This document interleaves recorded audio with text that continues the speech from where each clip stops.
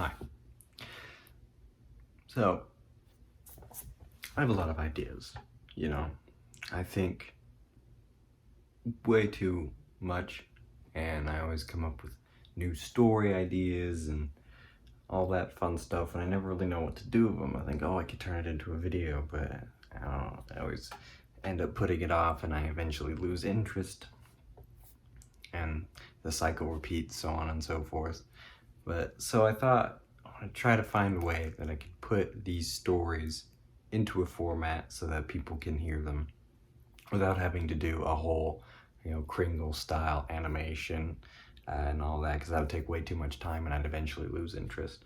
So what I thought I'd do is I would record myself doing the telling the story in like a dramatic-ish fashion, and then I do concept art to play over top. And so I guess as a trial run, we're going to do my version of a Power Rangers kind of style cinematic universe-ish thing. Basically, it's going to cover like the Zordon era of the show, which is the first 6 seasons, Mighty Morphin Power Rangers seasons 1, 2, 3, Zeo, Turbo, and In Space. And then kind of we'll go from there, and it'll have some of my eccentricities in it, some things that would be taken out. Basically, the idea is that they're each supposed to be individual movies, even though there's a lot of story to fit into one movie. So I suppose it's not really much of a movie, but we're just going to call it movies to, make it easier on all of us. And there are some bits that I don't have concept art for, like for the Zords, for example, that's because I'm not that good at drawing robots. So I just used either some images from the show or images of things that are similar to what my vision of them would be. What we're gonna do is we're gonna split the whole story into 4 separate videos. Part 1, which is this one, will be the first 3 Mighty Morphin movies. Part 2 will be Zeo, Turbo, and In Space. Part 3 will be an epilogue style thing, and then Part 4 will be a timeline of events, which will include the other seasons that I didn't want to write full-on movie stories for. So yeah, with all that out of the way, I hope you enjoy.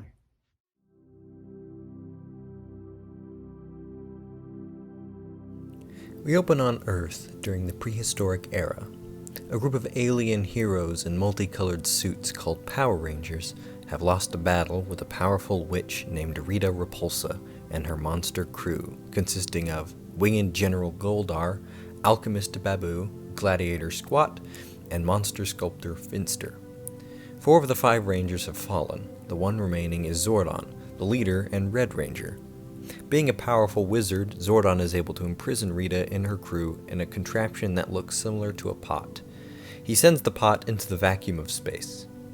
Zordon walked around to each of his fallen comrades and took their power morphers and returned to his base. An ornate building, made of stone on the outside, but on the inside it is a high-tech alien laboratory. As Zordon returns to the command center, he meets with his robotic assistant named Alpha 2, who alerts Zordon to incoming meteors headed towards the planet. Needing to heal himself after the battle, Zordon steps into a containment tube in order to contain the spell. As he begins, the meteors strike the planet, and a flash of light envelops everything. Millions of years later, in present day on the moon, a small remote-controlled rover approaches an ancient-looking pot. Using a laser, it cuts around the lid of the pot and uses a claw arm to remove it. With the lid removed, there's a flash of light and a familiar group of monsters claw their way out. Rita and their crew have escaped. Rita and her crew traverse across the moon until they come across a giant palace. They enter the palace and take it over by killing all the people who were stationed there. Back on Earth, in the command center, Zordon, now a being of pure energy and confined to the containment tube, awakens and tells Alpha 5 that he feels a disturbance and tells Alpha to prepare the power morphers. In the nearby town of Angel Grove, 4 teenagers from Angel Grove High School are being bullied by the school bullies, upperclassmen Bulk and Skull. The bullies are told off by their classmates, Jason, Zach, Kimberly, Trini, and Billy. Bulk and Skull take off, and the 5 teenagers head to their favorite hangout spot, Ernie's Juice Bar. While at the juice bar, the city is attacked by Rita and an army of her malleable monsters called putties. Everyone flees the juice bar, save for the 5 teens, who are stopped by Ernie, who has been possessed by Zordon, who tells them that they have been chosen. The 5 are then teleported to the command center. The teens meet Zordon and Alpha, who fills them in on what is happening. They are gifted their power morphers and are teleported into battle. They morph and battle the putties, along the way helping civilians. They find Bulk and Skull and task them to team up with the 4 teens from earlier to help the civilians. After defeating the putties, Rita sends down Goldar, who battles the Rangers. The Rangers uncover their power weapons: Billy, the power lance; Trini, the power daggers; Kimberly, the power bow; Zach, the power axe; and Jason, the power sword. To get the upper hand on Goldar, however, before they destroy him, Rita is able to use her magic to make Goldar grow giant-sized. Zordon tells the Rangers to summon their Zords, large robots shaped after the animals that make up the Rangers' power. Billy has the Triceratops, Kimberly the Pterodactyl, Trini the saber-toothed tiger, Zach the Mastodon, and Jason the Tyrannosaurus Rex. The Rangers pilot the Zords to take on Goldar, but he is far too powerful. The Rangers then combine the Zords together to create the megazord, and are able to take on and destroy Goldar. The Rangers return to the command center and elect to remain Power Rangers so long as they can continue their lives outside of it. Zordon agrees, and the Rangers return to Angel Grove to help the devastation cleanup. Bulk and Skull have become a bit nicer to the group of teens, and they are talking. The Rangers work on cleaning up the juice bar when someone they don't know comes in. Ernie introduces him to the Rangers as a new transfer to their school, here to help clean up: Tommy Oliver.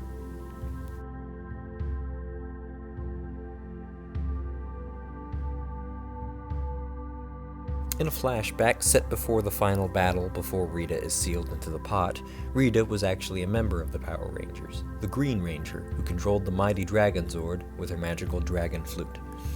She was a member of the Rangers until she was seduced by a powerful villain. She eventually turns on the Rangers, and Zordon uses his magic to sever her connection to the Morphin Grid and the Dragon Coin, which leads to the battle that ends with the events of the first film's flashback. Set a few months after the first film, and Tommy Oliver has been ingratiated into the teens' friend group. Bulk and Skull are still around, and they're more or less the same, except their bullying comes from a more friendly place.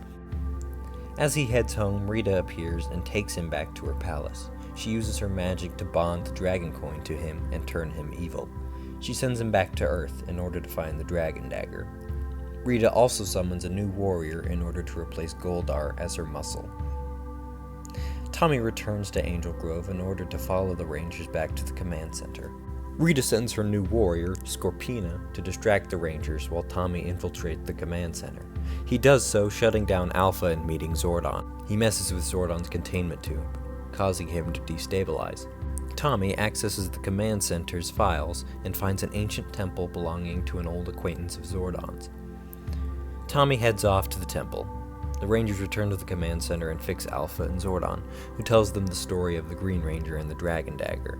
After defeating Rita, Zordon gives the Dragon Dagger to an old partner of his named Ninjor, but he believes that Ninjor has long since died. The Rangers head after Tommy to the temple. At the temple, Tommy has arrived and finds the dagger. The Rangers arrive but are separated in the temple with the arrival of putties. Jason and Tommy get into a fight, during which a blue vase gets destroyed, causing a blue smoke to fill the room, which distracts Jason long enough for Tommy to stab him with the dagger and send him down into one of the ravines in the temple. The other Rangers run in to see this happen, but before they are able to engage him, he uses the Dragon Dagger to summon the Dragonzord out of its million-year hibernation. He uses the Zord to attack the city. The Rangers summon their own Zords, but without Jason's T-Rex, they can't form the Megazord. Elsewhere, Jason awakens in another part of the temple, where he is being nursed back to health by Zordon's old partner, Ninjor, the original creator of the Power Coins, who teamed up with Zordon's old team to create the Morphers and Zords. Ninjor heals Jason, who runs off to help the other Rangers. After his success with finding the dagger, Rita gives Tommy the Sword of Darkness, which strengthens the spell that keeps Tommy evil, as the spell was only temporary. Jason shows up and battles Tommy. With a little help from Ninjor, Jason gets the upper hand and destroys the Sword of Darkness, which releases Tommy from Rita's spell. He calls off the Dragonzord and the team regroup. They forgive him and allow him to join their team. Scorpina arrives in giant form and the Rangers team up with their Zords to destroy her. A while later at the command center, Zordon tells Tommy that he has proven himself worthy of being a Ranger. However, as they are talking, Tommy doubles over in pain, the Green Ranger powers killing him. On the moon, Rita has made a magical green candle that will slowly kill Tommy over the course of its burning. However, a storm cloud appears within the palace, and in a crash of lightning, the villain that seduced Rita to the dark side is revealed, Lord Zed.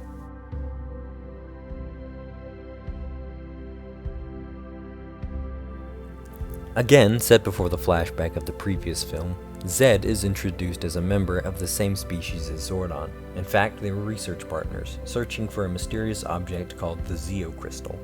However, they go their separate ways when Zed is revealed to want the crystal for evil purposes. Years later, he gets Rita to turn on the Rangers, as he had found the location of the Zeo Crystal and needed her to distract the Rangers. The Zeo Crystal is located on Earth's moon. As Rita fights the Rangers, Zed teleports to the moon and tries to grab the crystal. However, when he goes to reach for it, he is severely burned and disfigured. He teleports away. Returning to modern day, as the Rangers Alpha and Zordon attempt to stabilize Tommy, Rita makes herself known. She tells the Rangers that she'll stop the spell that is killing Tommy if they turn over their power coins to her. They do it in order to save their teammate. The team meets with Rita. They hand over their coins and Rita destroys the candle. Tommy is saved. Rita turns the coins over to Lord Zed, who reveals himself to the Rangers. Zed destroys the coins and summons his own Zord called Serpentera. He also summons his foot soldiers called Tanga Warriors, as well as upgrading Rita's putties to be stronger. He sicks them on the depowered Rangers. They fight for a little bit but are teleported to the command center. Zordon tells the Rangers that Serpentera is not just attacking Angel Grove, but the planet itself. Zordon sends out a distress signal for help from other Rangers in the universe, however they wouldn't get there in time. Just then, Ninjor appears in the command center and says that he may have a solution. Ninjor can give the Rangers temporary powers that will hopefully get them by on being able to defeat Zed and Rita until backup gets there. Ninjor gives one particular set of powers intended for Zordon, but was never finished, to Tommy, the White Tiger powers. In fact, a Zord and weapon were already forged, but without the coin and its power, they weren't active. Tommy is gifted Saba, which controls the White Tigerzord. However, without the Dino coins, the other Rangers can't use the Dinozords. Zordon uses his magic and morphs the Dinozords into the Rangers' Thunderzords, themed after their new individual powers. Billy, the Blue Unicorn, Trini, the Yellow Griffin, Kimberly, the Pink Phoenix, Zack, the Green Lion, and Jason, the Red Dragon. They also get new suits with their new powers, and they set out into their Zords and fight Serpentera, ending up back on the moon. Serpentera is already a major threat to the Rangers, but Rita and Zed decide to up the stakes by enlarging Squat and Babu to join Serpentera. Now outnumbered and their powers draining, the Rangers seem done for. However, 5 humanoid Zords fly in and take on the 3 villains. These are the Rangers from the planet Aquitar. As the Aquitians fight Serpentera, Squat, and Babu, the Thunder Rangers run into the palace in order to take on Rita and Zed. However, due to all the chaos, the palace starts crumbling. The Rangers fight Rita and Zed, but are severely outgunned. Their power fades and Rita blasts Billy with her magic. Tommy goes to aid Billy, but they both fall through a hole in the palace floor.